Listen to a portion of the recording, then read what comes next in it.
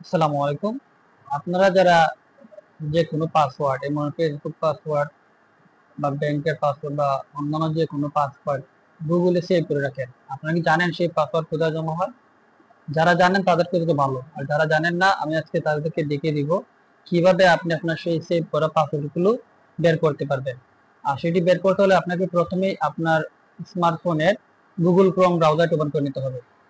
Google Chrome ব্রাউজারটি open করে নেওয়ার পর এই যে এদিকে থ্রি ডট অপশন দেখতে পাচ্ছেন, সেই থ্রি ডট অপশনে ক্লিক করতে হবে।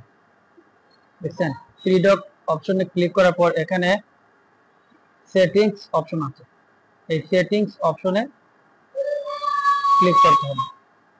সেটিং অপশন ক্লিক করার পরে এই দেখতে হবে এখানে গুগল পাসওয়ার্ড ম্যানেজার রয়েছে, এই গুগল পাসওয়ার্ড ম্যানেজারে ক্লিক করতে হবে।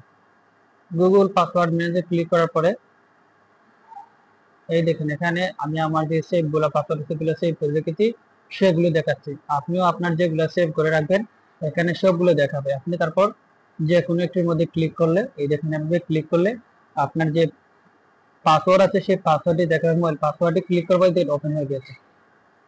তারপর এখানে আপনি এগুলা এখানে দিলে শো করতে পারবেন। এখানে দিলে আপনি এটা দেখতে পারেন কি সেগুলো আছে, এগুলো সেভ করে দেবেন। আপনি চাইলে এখানে এডিট করে নিতে পারেন। তাহলে আপনার যে কোনো পাসওয়ার্ড, যেসব ধরনের পাসওয়ার্ড সেভ করে রাখবেন সেই সব পাসওয়ার্ড কিন্তু এখানেই জমা হয়ে যাবে। ধন্যবাদ সবাইকে।